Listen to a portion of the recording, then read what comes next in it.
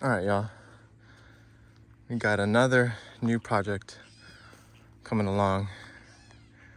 Got a little help today from some duck friends. Not exactly sure where they came from, but they seem to be somewhat used to humans. They're just chilling, moving slow. It's Sunday. There's the beautiful mulch steaming because we got some rain last night. So got a lot of material to work with, but let's see. This is the canvas I'm working with. Super cool property.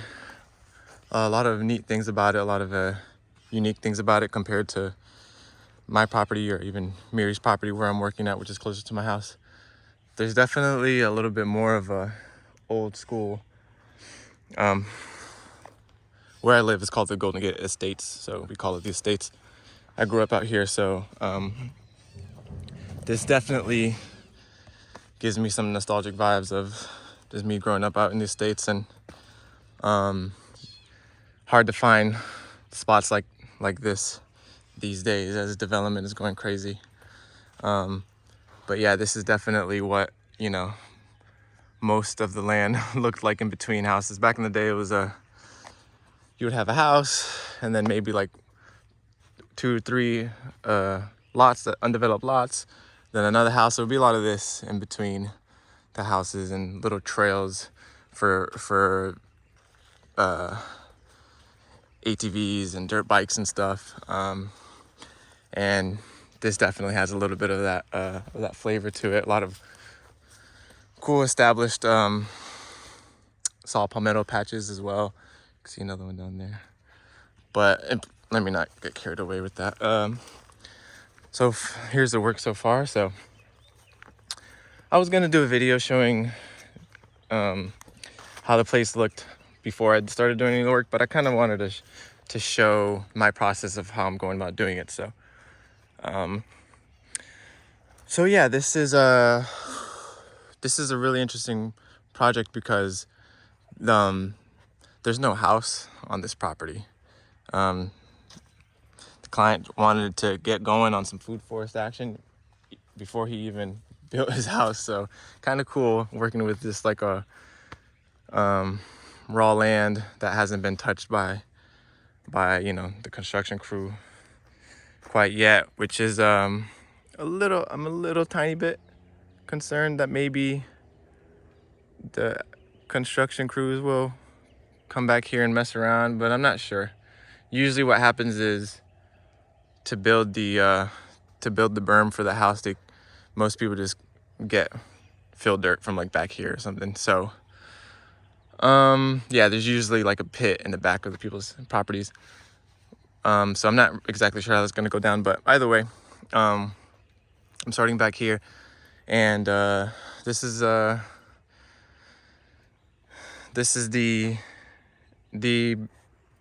beginnings of a regenerative agroforestry system, and I think it's worthwhile to show this stage because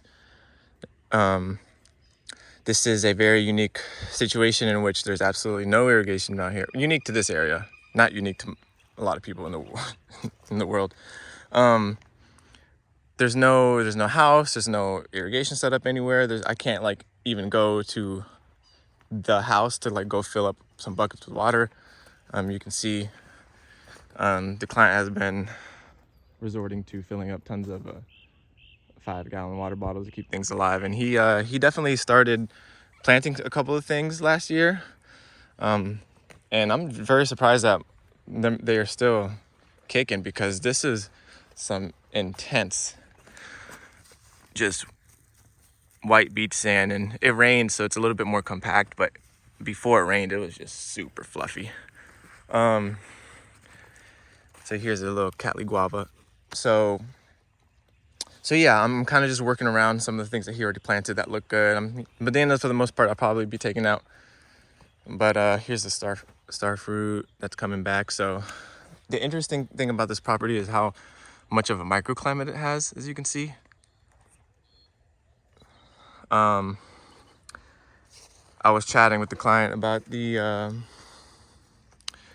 frost last year and how it got me and other people that I know, and he was telling me that didn't really get him that bad here, and I can see why. Lots of coverage. It's really beautiful. Old pines. This is definitely a characteristic of the pine uplands. Lots of ear leaf acacia everywhere because they can handle that dryness during the dry season. A lot of pines, a lot of saw palmettos, as I pointed out earlier, which are flowering right now. It smells amazing.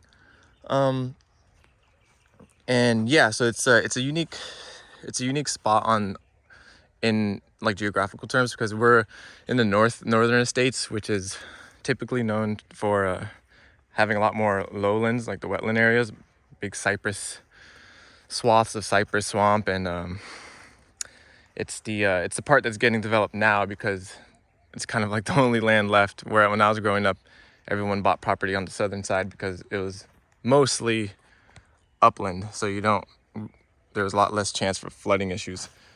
But thankfully, this is a little pocket of upland in the northern estates, which is, like I said, typically it's a lot more wetland areas. But that's not to say that there's not flooding damage here, because even though we are pretty high and dry up on this property, flooding issues have been going crazy this past couple years because of the rate of development. Water lots get cleared and water doesn't have anywhere to go. So you can see, it doesn't matter how high and dry you are, if your neighbors are doing this to their land, then for sure that water is not getting absorbed as well as it could be, and a lot of that water is gonna move somewhere. It has to go somewhere, and that could be your property. But thankfully, it looks like there's some drainage, like shallow ponds kind of thing. There's one here. You can see the Carolina willow. Just loving that low spot. Some other things coming up, especially after the rain. And there seems to be another one over here as well. I always try to not be so long-winded, but I can't help myself. There's a lot to take in when you're working on a new property. So you can see the little hump here, the hump, and then like the two drainage ditches. So another low spot on the property. Not technically his property, but thankfully some drainage. And so yeah, that's what we're up against. Development is real out here, and when you do resilient systems, you got to take into account those kinds of things, because it's the reality of what's happening out here in the States. And you gotta design for that and go forward, kind of assuming that the worst of the worst is going to happen, because it's Florida. These developers, they go hard, so it is what it is. Got the duckies. This is the first time I've seen them. I've only been here a few days, and I think they're checking out all this mulch and seeing what they could snag off of it. But either way, another thing I wanted to show was that it was very interesting. Another unique part of this property is that it was just a lot of this beach sand, this sugar sand. It was intense. I wish I would have got a video before it rained, because it's just crazy how loose it was. And I got to thinking of why it was so loose, and why it makes it easy for me to work, which is a pro. Con is that it's going to be a lot less fertile. Not that like other parts of Florida sand are fertile, but at least it had years of roots working with it to kind of keep it a little bit more structured. But anyways, we're gonna come in and fill in with good compost anyways. But I was racking my brain as to why there was nothing growing there, kind of a little worried that maybe things that we do put there aren't going to grow because there hasn't been anything. But then I kind of came out here and saw this little, you know, path. And then I realized that this was a little donut for the off-road vehicles. So you come around here, and then you make the donut around the salt, this big old saw palmetto patch, and then you come out again. And so, I've seen, like I said, I grew up out here. I've been to a lot of trails out here, and it's definitely a thing, is the donuts for the off-road vehicles. And so that's why this was a lot more exposed than other places, because you can see Mother Nature, she doesn't want to be exposed like that. That's why the earleaf acacias have naturalized so well in this climate, because it's a lot of exposed duney type environments out here. And Mother Nature is trying to cover up, So you can see it's not a big difference, but it's a step in the right direction. At least it's nice and compacted a little bit and structured, and not gonna fly if in a big storm. But yeah, that's it. I kind of wanted to show this before, because it's gonna develop pretty quickly from here. It's a relatively smaller space, and the mulch pile is very close, so I'm able to put a lot of work in pretty quickly. And I just wanted to sort of show kind of the process of how I'm going about doing it. So the only thing I did was rip out some of these bunching grasses right here. This clumping grass is like some sort of native, has a beautiful little blue tinge to it. Kind of just chucking them over, in the woods, and I bet you they'll take. There's some pretty strong grasses. I just cleared it up a little bit, and then I came in, because there was no tilling or any tarping or anything that needed to be done in terms of like opening earth. I simply just went with my hoe and my rake, and I'm just making mounds with channels in them like this. You can see I finished it off with the rake, and then just filling all the channels with intense amounts of biomass as per usual. I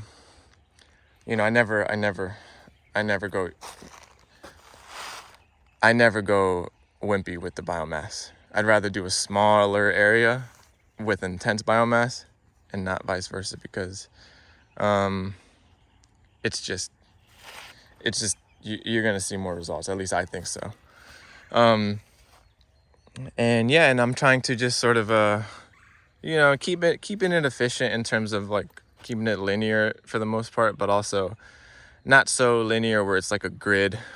I kind of want to use a little bit of the contours of this space and go along places where things are already planted, so you can see this bed's going to have a little bit of curve, and I can come around and curve some more over here. I usually work with straight lines because it's efficient for me, but given the context of this plot, it's a little bigger. It's not like they call it the Band-Aid lots where I live. It's just like a super narrow property. Having linear beds is much more efficient for a property like that. This is a little bit of a wider property. Oh, nice. We got a little bit of. This is a bit of a wider property, and I can get away with being a little bit more creative with my shapes. And I think it'll just look beautiful, and I think it'll fit in well with the already sort of natural landscape that's here, because this is definitely a lot less residential out here, which is beautiful. And I want to kind of continue with that sort of more organic type of pattern and vibe, and not just be so gung-ho agroforestry, linear, super efficient, So yeah, this I'm very excited, because this doesn't have the bells and whistles that Miri's place has. She has the irrigation all hooked up, ready to go. The lines are already made, and I'm able to make the beds myself, which is something that I don't have at that other property. So I'm working with somebody else's design kind of.